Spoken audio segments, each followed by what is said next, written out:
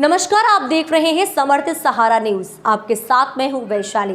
आइए रुक करते हैं आज की खबरों की ओर। मिस इंडिया निकिता पोरवाल ने बाबा महाकाल के दर्शन किए। गृहनगर उज्जैन पहुंचकर भाव विभोर हुई miss India. Miss India Nikita Porwal ने प्रेस कॉन्फ्रेंस के दौरान उज्जैन में बीते अपने बचपन को याद किया।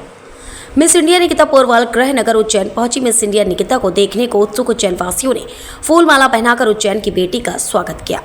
उज्जैन में रोड शो करने के बाद आज बाबा महाकाल के दर्शन करने पहुंची मिस इंडिया निकिता पोरवाल का मंदिर प्रशासन समिति ने स्वागत किया। दर्शन करने के पश्चात मिस इंडिया निकिता पोरवाल ने प्रेस कॉन्फ्रेंस की। प्रेस कॉन्फ्रेंस के दौरान निकिता पोरवाल ने अपने गृहनगर उज्जैन में बिताए दिनों को और बचपन को याद किया। कई यादें साझा की, साथ ही उज्जैन वासियों का आभार जताया। आप सभी को इंतज़ार करवाने के लिए बहुत क्षमा चाहती हूँ, क्योंकि आप सब हमारे देश की आवाज़ है और आवाज़ को इंतज़ार करवाया नहीं जाता। मैं निकिता पोरवाल, आपके शहर की बेटी, उज्जैन की बेटी, यहीं पली बड़ी, यहीं मेरी स्कूलिंग हुई। मेरी ग्रेजुएशन हुई महाराजा सायाजीराव यूनिवर्सिटी ऑफ बड़ौदा से। यहीं के रंगमंच में मैंने अपनी पहचान पाई। कालिदास संस्कृत अकादमी में संस्कृत नाटकों से सीता के किरदार से कहीं ना कहीं मेरी स्टेज की शुरुआत हुई। 5 साल से मैं माँ सीता का कैरेक्टर प्ले करके आ रही हूँ श्री रामलीला में, जो रंगरेज द्वारा आयोजित की जाती है। वहीं से कहीं मुझे लगा कि नारी शक्ति की एक आवाज़ बनना है, भारत की एक आवाज़ बनना है, और इसीलिए मैं मिस इंडिया के माध्यम से आज अपने देश का प्रतिनिधित्व करने के लिए 2026 में मिस वर्ल्ड के प्लेटफॉर्म पे जाऊंगी। आप लोगों की बहुत शक्ति है, अगर मेरा सपोर्ट करेंगे तो हम भारत में मिस वर्ल्ड का क्राउन पुनः लेके आ पाएंगे।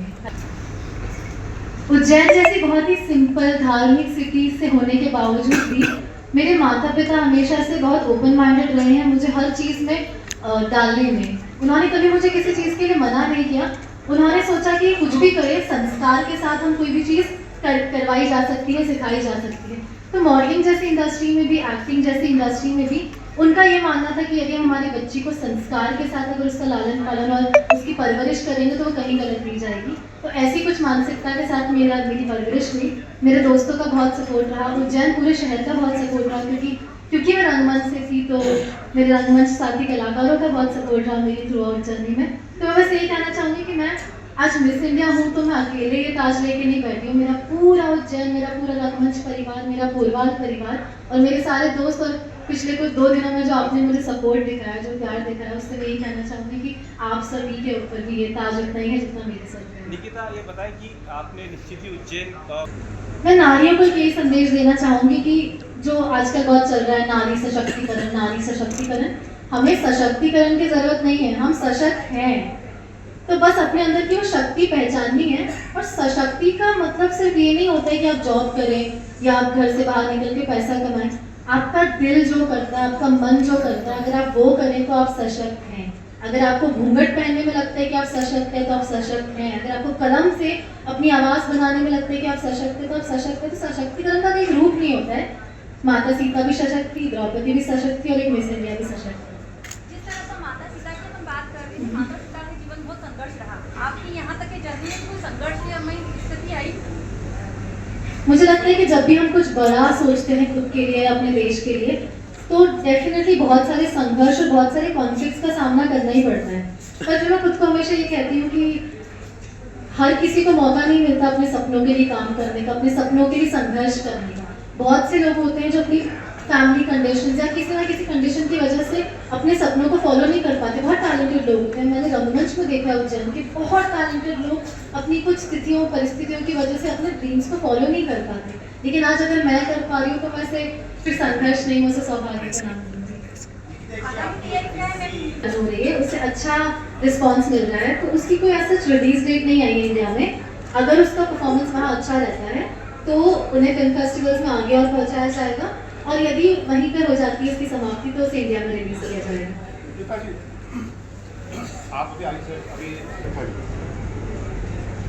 क्राउन के पहले भी बचपन से, जब से मुझे एट्रोसिटीज़ जो आपने कहा, नारियों के प्रति जो क्राइम्स होते हैं उनके बारे में आपने कहा, मेरा क्या हर किसी का बहुत दिल दुखता है ये सारी बातें सुन के। मेरा बस एक यही रहेगा कि नारियों को सशक्त करने के बजाय, नारियों को सेफ्टी की बातें बताने के बजाय, यदि हम हमारे समाज के पुरुषों पर काम करें बचपन से, उनकी चाइल्डहुड एजुकेशन से, उनके स्कूल से, तो हम बहुत कुछ बदलाव, बहुत कुछ परिवर्तन ला सकते हैं। और मुझे लगता है भारत एक ऐसा देश है जहाँ पर नारियों को अगर माता की या फिर भगवान की उपाधि दी जाती, तो हमारे समाज में ये सब होना कहीं ना कहीं गलत है। तो अगर हम हमारे पुरुषों को बचपन से ही सीख दें इस प्रकार की how to treat a women, how to respect a women from the very childhood, मुझे लगता है कि उससे काफ़ी बदलाव आएगा, क्योंकि बचपन से जो चीज़ें हमारे अंदर डाल दी जाती है वो हमारे साथ लंबी उम्र तक रहती है।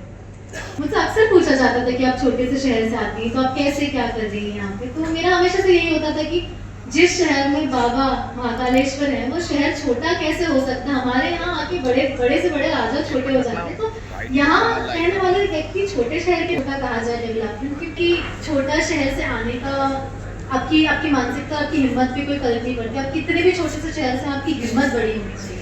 निकिता जी, आपके पास उज्जैन जी, मेरा ना महाकाल बाबा और कृष्ण भगवान दोनों से बड़ा स्नेह सा रहा है। तो आपको अगर जानकारी हो तो महाकाल बाबा खुद, शिव जी खुद कृष्ण का सुमिरन करते हैं। तो जब मैं महाकाल बाबा के पास गई, मैं महाकाल बाबा को अपने पिता, उनसे भी ऊपर की उपाधि मांगती। मैंने अपने इंटरव्यूज में भी कहा है कि बाबा मेरे पिता जैसे, जिनसे जितना मांगू उतना तो देती है, उससे ज़्यादा भी देते हैं। तो जब मैं क्राउन पहन के गई, मैं एज अ बेटी गई थी कि देखो बाबा आपकी बेटी ने कर दिखाया। और मैं फिर जब कृष्ण भगवान के पास गई, क्योंकि शिव भी जिनका सुमिरन करते हैं वो कृष्ण, वो विष्णु, मैंने वहाँ जाके अपना क्राउन भगवान को समर्पित किया। मैंने उनको थैंक यू बोला, क्योंकि भगवान कृष्ण ही है जो ये सारी माया चला रहे। तो इस माया के लिए मैंने उनको थैंक यू बोला कि माया जाल में डाल के भी मैं आपसे कनेक्टेड हूँ, उसके लिए थैंक यू सो मच। मुझे लगता है कि जब हमारे शहर, जैसे छोटे शहर कह सकते हैं, हम्बल सिटीज़ कह सकते हैं, छोटी सिटीज़ कह सकते हैं, वहाँ से अगर कोई बाहर आता है तो वो अकेले नहीं आता है, वो अपना पूरा कुनबा, पूरा समाज और पूरा शहर साथ लेके आता है। तो आज मैं अगर जीती हूँ तो मैं अकेले नहीं जीती हूँ। तो मेरे जितने संस्थान हैं जिनसे यदि मेरे आने से यदि उनके उसमें थोड़ा भी कुछ हेल्प हो सकती है तो मैं ज़रूर सब में जाना चाहूँगी। मैं नहीं चाहूँगी कि मैं किसी का चयन करूँ कि मुझे यहाँ जाना चाहिए, यहाँ नहीं। हाँ, लेकिन मेरी सीख और एक राय ज़रूर होगी कि मैं जहाँ भी जाऊँ मैं ईमानदारी से उसका प्रदर्शन करूँ, मैं कहीं झूठ ना बोलूँ कि ये जिन मानसिकताओं को दर्शाता है वो वैसा है। और मैं बिल्कुल सेवाधाम आश्रम के साथ जुड़ना चाहूँगी और वो बहुत अच्छा काम कर रहे हैं। डिवाइन पावर्स के बारे में आप लगातार बोल रही हैं, तो आपके एक्ट्स भी दिखाई दे रहे हैं हमको, लेकिन जब आप वहाँ जाएंगी ग्लोबल स्तर पर, वहाँ पर उज्जैन नगर की एक बेटी है निकिता पुरवाल जी, उन्हें फेमिना मिस इंडिया जो बने उनके लिए बड़ा गर्व का विषय उज्जैन शहर के लिए। लेकिन जो महाकाल में जाकर के उनके द्वारा जो जाने अनजाने कुछ ऐसा दुर्भावनावश कृत्य हुआ है वो गलत है, जो नहीं होना चाहिए था। पुजारी महासंघ उसका भर्त्सना करती है और आगे मंदिर समिति से निवेदन करती है कि इस प्रकार से जो भी लोग वहां पर आते हैं उनको नियमानुसार गर्भगृह से दर्शन या जो वहाँ के नियमानुसार मर्यादित व्यवस्था है उसका पालन कराने की आवश्यकता होती है। वहाँ पे स्थानीय लोगों को भी, पुजारी सहित जो भी हमारे अधिकारी वर्ग हैं उन्हें भी। जय महाकाल। इस खबर में फिलहाल इतना ही। आगे की तमाम अपडेट्स के जानने के लिए जुड़े रहें समर्थ सहारा न्यूज़ के साथ। नमस्कार।